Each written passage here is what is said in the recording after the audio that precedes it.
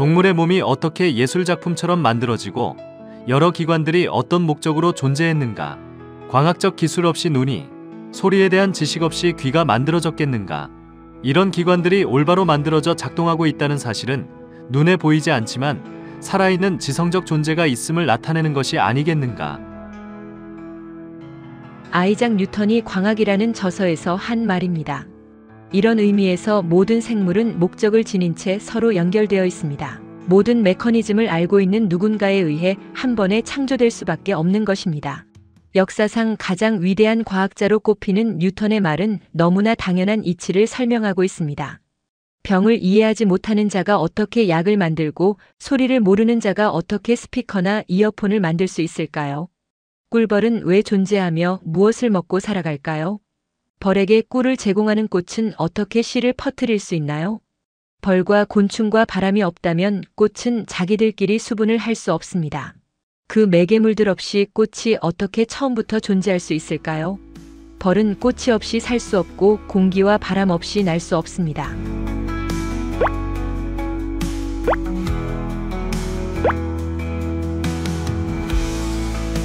모든 만물은 이처럼 공생관계에 있는데 어떻게 긴 세월 동안 차근차근 하나씩 생겨날 수 있다는 말입니까? 어떤 간단한 생물도 제 기능을 하지 못하는 상태에서는 작은 진화나 진보도 이룰 수 없습니다. 곤충이 알에서 깨어난다면 그 알은 누가 낳나요? 완전하지 못한 곤충이 알을 낳을 수 없는 것이니 처음부터 완전하게 존재해야만 하는 것입니다.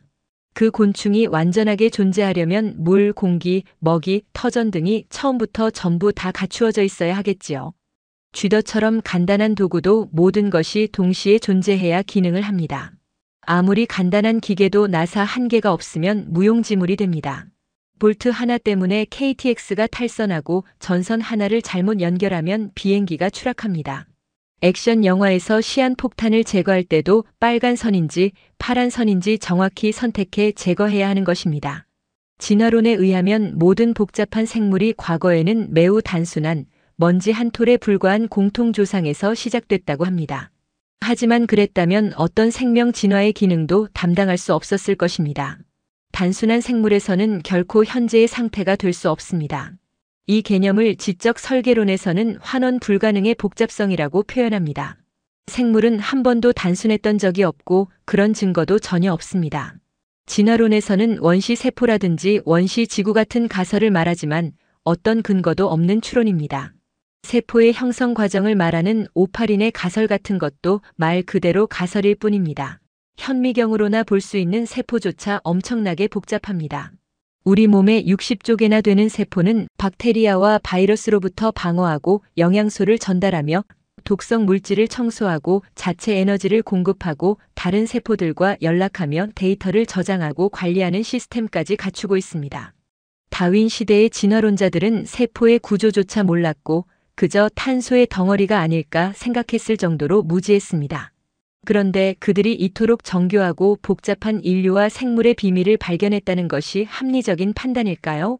그보다는 겸허한 마음으로 만물의 이치를 깨달은 아이작 뉴턴의 통찰력이 과학적으로도 훨씬 더 깊은 진리일 것입니다. 만물은 반드시 동시에 완전하게 창조되어야 한다는 것이죠. 이는 엿새 동안에 주가 하늘과 땅과 바다와 그것들 안에 있는 모든 것을 만들고 일곱째 날 안식하였기 때문이니. 출애굽기 20장 11절. 일곱째 날에 하나님께서 자신이 만든 자기 일을 끝마치시고 모든 일에서 떠나 일곱째 날에 안식하시니라. 창세기 2장 2절. 성경은 하나님께서 창조의 모든 일을 엿새 동안에 끝마치셨다고 분명하게 말씀하고 있음을 기억하세요.